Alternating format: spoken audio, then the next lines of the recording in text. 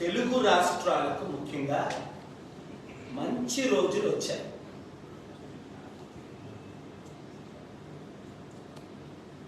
తెలంగాణ ముఖ్యమంత్రి Revanth Reddy garu global peace and economic summit, a summit కొరకైతే గద్దరన్న, మల్లు రవి, హనుమంతరావు గారు, అనేకులు, వర్షే గారు, చీఫ్ సెక్రటరీస్ ఫైట్ చేశారు. ఆ సమిట్ అక్టోబర్ 2, 2024 హైదరాబాద్లో చేయటానికి వారు ఒప్పుకున్నారు.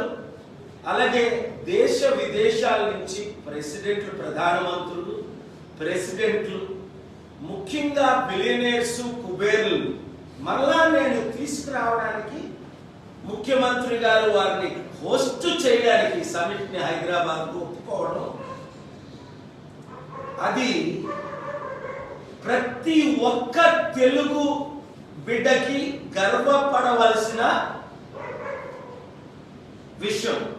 ప్రతి నిరుద్యోగి ఆత్మహత్యలు చేసుకోకండి, ప్రతి రైతు ఊహించని రీతిలో అప్పుడు నేను బిల్ క్లింటన్ చంద్రబాబు నాయుడు కలు హైదరాబాద్ వెళ్ళంటే Bill Clinton American president Hyderabad వచ్చాడు. నేను చెప్తే బిల్ గేట్స్ గారు రండి నాతో పాటు ఢిల్లీ అంటే వచ్చారు.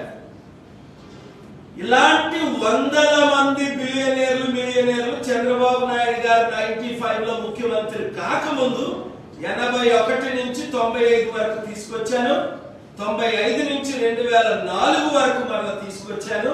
2005 జూలై 5ని సోనియా గాంధీ గారు ఏ పీస్ మిషన్ క్యాన్సిల్ చేశారో, 2007 జూన్ 8ని ఏ సమిట్ అయితే క్యాన్సిల్ చేశారో, Gandhi king Paul centre United Nations headquarters రావడం, సంవత్సరానికి లక్షల కోట్లు, అది ఇప్పుడు నా తమ్ముడు ముఖ్యమంత్రి రేవంత్ రెడ్డి ఒకటే అన్నారు స్లోగన్, రాజశేఖర రెడ్డి గారిని, చంద్రబాబు నాయుడు గారిని, కేసీఆర్ గారిని 16 ముఖ్యమంత్రులు పాట్లో వేసి కుక్ చేస్తే, వండితే ఎవరు బయటకు వస్తాడో ఆయనే హీరో రేవంత్ రెడ్డి.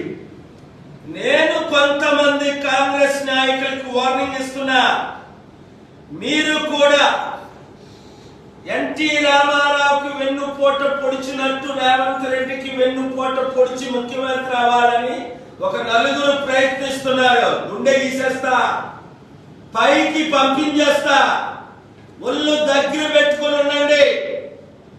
ఎవడైనా జంపు జిలానీలా 100 కోట్లు 1000 కోట్లు ఇచ్చి ఇంకో ఈ పార్టీలో చేరమని మీరు చేరారా, మీ ఇంటికి వచ్చి మీ ఇల్లు తగలబెట్టేస్తారు కుర్రాలు. యూత్ రెచ్చిపోయి ఉన్నారు ఈ మంచి రోజుల కొరకు. 1500 మంది అమరవీరులు ప్రాణం పెట్టారు. ఈ బంగారు తెలంగాణ, దరిద్ర అప్పులు తెలంగాణ, కేసీఆర్ గారిని, కేటీఆర్ గారిని నేను మనవి చేస్తున్నా, మీరు కూడా ఈ జంపు జలాన్ని మీ పార్టీలో చేర్చుకోవడానికి ప్రయత్నించకండి. ఎందుకంటే ఉన్నారు వాళ్ళు, ఎవరో నాకు తెలుసు, వాళ్ళ పేర్లు రాహుల్ గాంధీ గారికి కూడా చెప్పాను నేను, వీళ్ళు దొంగలు, వీళ్ళు మంచోళ్ళు అని. ఇప్పుడు రాష్ట్రం, దేశం బాగుపడాలి, అది మనకు ఒకటే గోల్. ఎస్, నేను విశాఖపట్నం ఎంపీగా పోటీ చేస్తున్నాను. విశాఖపట్నం ఓటర్స్ 18 లక్షల మందికి గొప్ప సదవకాశం. ఎందుకంటే ఇప్పుడున్న ప్రతి ఒక్కరు, పేరు చెప్పవలసిన లేదు, అది చంద్రబాబు నాయుడు, జగన్మోహన్ రెడ్డి, పవన్ కళ్యాణ్, మోదీకి తొత్తులు అయిపోయారు. చిరంజీవి మరలా పద్మ విభూషణకు అమ్ముడు పోయాడు. రాజ్యసభ యూపీ నుంచి ఇస్తే బీజేపీలో చేరి క్యాంపెయిన్ చేస్తాడట. అలాంటి బ్రతికే కట్టే చావే మేలని అపోస్తుండైన పౌల్ అన్నాడు చిరంజీవి.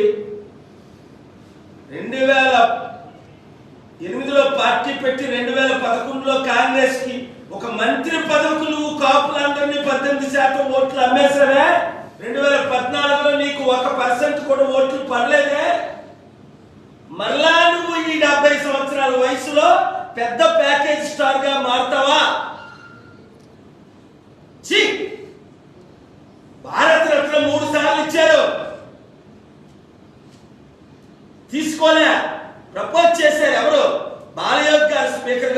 ఉండేటప్పుడు, ఎర్రమనాయుడు గారు మంత్రిగా ఉండేటప్పుడు, బీజేపీ తరఫున వైస్ ప్రెసిడెంట్ షెకావత్ గారు 7 సార్లు నోబెల్ పీస్ ప్రైజ్ 3 సార్లు ఇస్తే వద్దన్నారు. నాకెందుకు నోబెల్ పీస్ ప్రైజ్లు, భారత రత్నలు? తిండి లేని వారికి తిండి. ఈరోజు చూడండి రేవంత్ రెడ్డి గారు ఎంత చక్కగా ఎవరో తీయించారట, ఆ లేడీ ఆ చిన్న దుకాణం పెట్టుకుంటే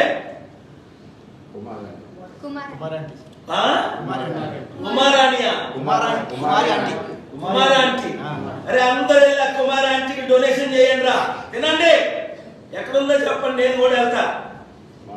అలాంటి మంచివారిని మనం సపోర్ట్ చేయాలి సరికదా. వీళ్ళ మీద దాడులు. సోనీ సూద్కి ఎందుకు ఇవ్వలేదు? ఇంత పెద్ద యాక్టర్ కరోనాలో 1000 మందికి సపోర్ట్ చేశాడు. భారత రత్నం ఇది ఏదైతే పద్మభూషణం, విభూషణం, ఏదో భూషణం, పనికి మాలిన గాడిదలందరికి ఇస్తారు. ఈ గాడిదలు RSS వాడు ఎవరికి చెప్తే వాళ్ళకే ఇస్తారు. రే తెలుగు సత్తా చూపిద్దామన్న 15 కోట్ల తెలుగు ప్రజలు రండి, మన సత్తా మోదీకి చూపిద్దాం, మన సత్తా మోదీ తొత్తులకు చూపిద్దాం. చంద్రబాబు, జగన్, పవన్ కళ్యాణ్, చిరంజీవులందరికీ తెలుగు సత్తా. NTR అనుచరులందరూ రండి. అది చంద్రబాబు గది దొంగ, వెన్నుపోటు పొడిచే గది దొంగ, చెట్టు పేరు చెప్పి కాయలు అమ్ముకుంటున్నారు వీళ్ళందరూ. అంబేద్కర్కి ఏమో 450 కోట్లు ఖర్చు పెట్టి విగ్రహం అట. రాజ్యాధికారం ఏమో వీరికి, మనకేమో విగ్రహాలు. ఎందుకు? మనం బీసీలు, దళితులం కదా. నేను బీసీ కాపుని, దళితుల అమ్మాయిని పెళ్లి చేసుకున్నాను.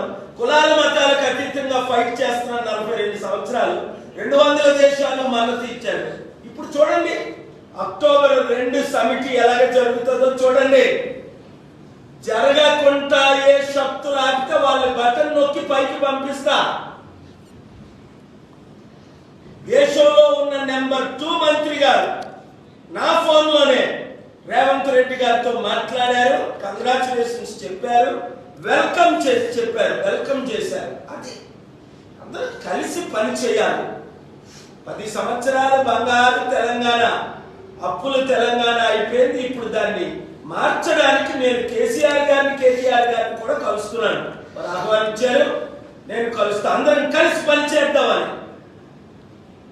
ఎటువంటి రాంగ్ స్టెప్ ఏ ఒక్కరు వేసినా సహించేది లేదు.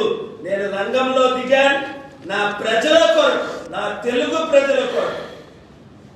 ఎందుకంటే 2005 జూలై 5లో పీస్ మిషన్ క్యాన్సిల్ అయ్యి 2007 జూన్ 8లో అప్పుడు TV9 8 గంటలు లైవ్ ఇచ్చింది. ఇంత పెద్ద సమిట్ ముఖ్యమంత్రి గారు హోస్ట్ చేస్తుంటే TV9లో 1 నిమిషం న్యూస్ లో ఇవ్వలేదట. ఇంకా ఏ ఛానల్ మన సమిట్ ప్రజల తరపున నిలబడదో వినండి నా ఫ్యాన్స్ అందరూ. కోట్ల మంది మీరు యూట్యూబ్ ద్వారా చూస్తున్నారు. ఏ ఛానల్ మనకు కవరేజ్ ఇవ్వదో ఆపేయండి. లైఫ్ లో ఆ ఛానల్ చూడకండి, అది కూడా నేను క్యాంపెయిన్ చేస్తా. మోదీకి తొత్తులైన ఛానల్ ఏవి చూడకండి. ఇంకా నేను స్టార్ట్ చేయలేదు, చేస్తాను. కోర్టులో ఫైట్ చేస్తా. ప్రేమతోనే ఫైట్ చేశాను కేసీఆర్ గారితో. ఆయన నా మీద 3 కేసులు వేశారు, నేను 3 గెలిచాను. నేను ఆయన మీద 5 కేసులు వేశాను, 5 గెలిచాను. సమిట్ ఉన్నప్పుడు కోర్టు నుంచి ఆర్డర్ తెచ్చుకున్నాను. అక్టోబర్ 2, నవంబర్ 14 సిబిఐ ఆర్డర్ తీసుకొచ్చాం ఆ 4 ఎమ్మెల్యేల మీద. కామారెడ్డి రైతుల గురించి ఫైట్ చేసాం, ఆర్డర్ తీసుకొచ్చాం. సెక్రటరియట్ ఆయన పుట్టినరోజును ఓపెన్ చేయకూడదు అనుకున్నాం, ఆర్డర్ తీసుకొచ్చాం. ఇలా ప్రతిదీ ఆర్డర్స్ కోర్టులు ఉన్నాయి మనకి. Thank you very much.